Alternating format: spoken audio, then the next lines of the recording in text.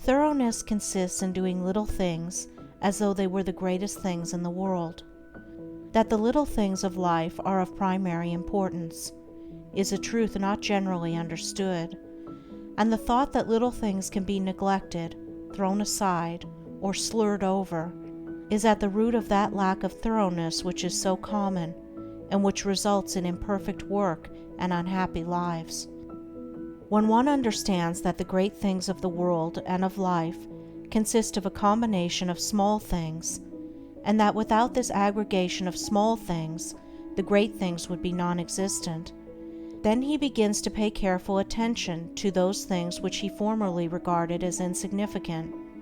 He thus acquires the quality of thoroughness, and becomes a man of usefulness and influence, for the possession or non-possession of this one quality may mean all the difference between a life of peace and power and one of misery and weakness.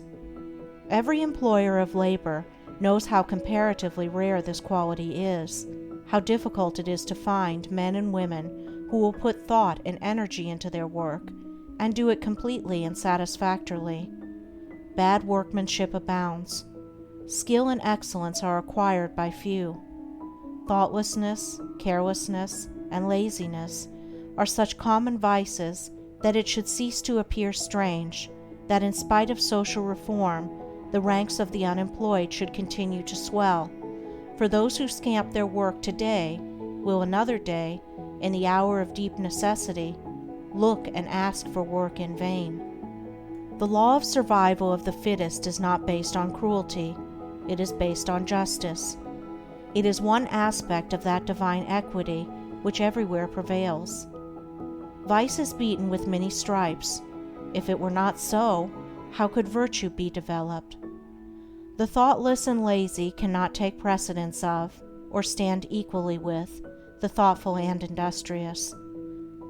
Whatever your future work may be, put your whole mind upon it and do it thoroughly.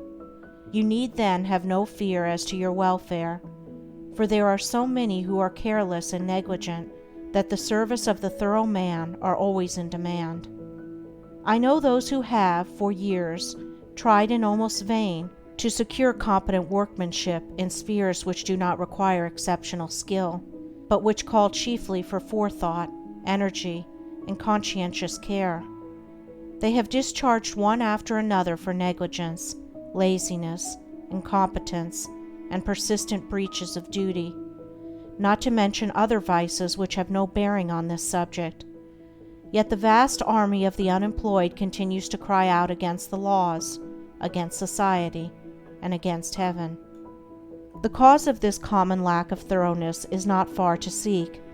It lies in that thirst for pleasure, which not only creates a distaste for steady labor, but renders one incapable of doing the best work, and of properly fulfilling one's duty. A short time ago, a poor woman who was given, at her earnest appeal, a responsible and lucrative position. She had been at her post only a few days when she began to talk of the pleasure trip she was going to have now she had come to that place. She was discharged at the end of a month for negligence and incompetence. As two objects cannot occupy the same space at the same time, so the mind that is occupied with pleasure cannot also be concentrated upon the perfect performance of duty. Pleasure has its own place and time, but its consideration should not be allowed to enter the mind during those hours which should be devoted to duty. Those who, while engaged in their worldly task, are continually dwelling upon anticipated pleasures, cannot do otherwise than bungle through their work, or even neglect it when their pleasure seems to be at stake. Thoroughness is completeness, perfection. It means doing a thing so well that there is nothing left to be desired. It means doing one's work, if not better than anyone else can do it, at least not worse than the best that others do. It means the exercise of much thought, the putting forth of great energy, the persistent application of the mind to its task, and the cultivation of patience, perseverance, and a high sense of duty. If anything has to be done, let a man do it. Let him attack it vigorously. Whatsoever thy hand findeth to do, do it with thy might. He who lacks thoroughness in his worldly duties will also lack the same quality in spiritual things. He will not improve his character. He will be weak and half-hearted in his religion, and will not accomplish any good and useful end. The man who keeps one eye on worldly pleasure and the other on religion, and who thinks he can have the advantage of both conditions, will not be thorough either in his pleasure-seeking or his religion, but will make a sorry business of both. It is better to be a whole-souled worldling than a half-hearted religionist. Better to give the entire mind to a lower thing than half of it to a higher. It is preferable to be thorough, even if it be in a bad or selfish direction, rather than inefficient and squeamish in good directions. For thoroughness leads more rapidly to the development of character and the acquisition of wisdom.